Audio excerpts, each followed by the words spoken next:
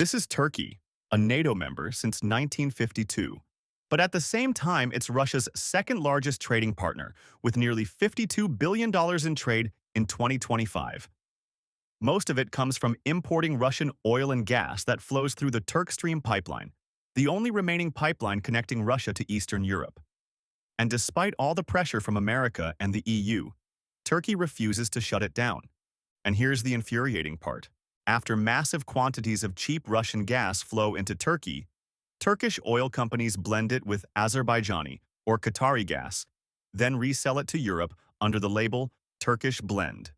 This process completes one of the most important sanction evasion routes that has helped keep the Russian economy strong despite 50,000 sanctions imposed on it and helped fund Russia's war against NATO in Ukraine.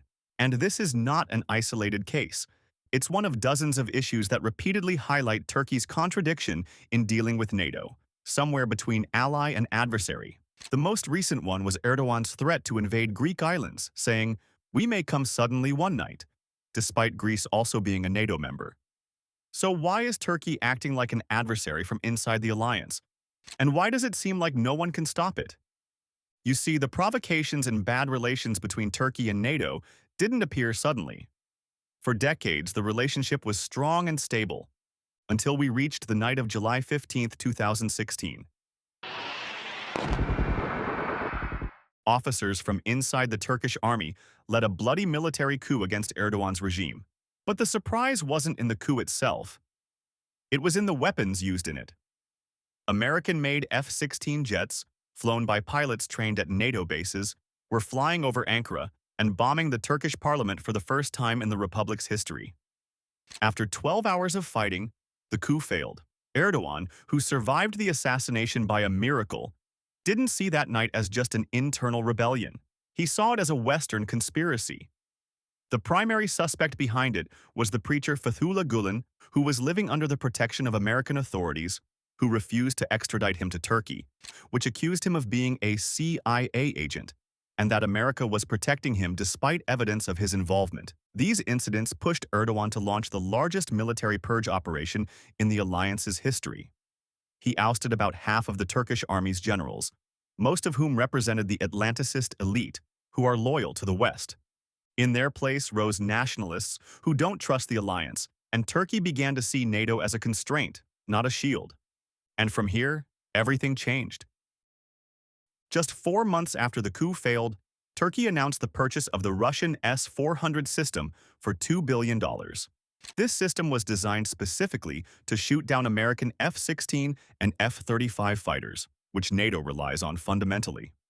This decision angered America and pushed it to expel Turkey from the F-35 stealth fighter program, which Ankara had already paid for and participated in manufacturing. Washington also imposed CAATSA economic sanctions on Turkey's defense industries. But Erdogan didn't back down, and what's called playing both sides policy began.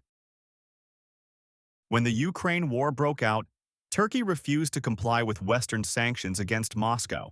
It transformed into an economic lung through which Putin breathes to fund his war in exchange for getting discounts on Russian gas.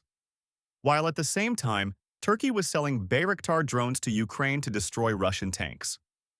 The suspicious thing is that despite buying the S-400 from Russia, Turkey didn't completely abandon its desire for American fighters.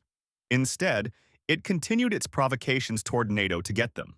When Sweden and Finland decided to join NATO after the start of the Ukraine war, Turkey used the veto weapon as a bargaining tool. It stalled the decision for 2 full years until America finally agreed to a deal to sell Turkey 40 new F-16, in addition to upgrading 79 old aircraft.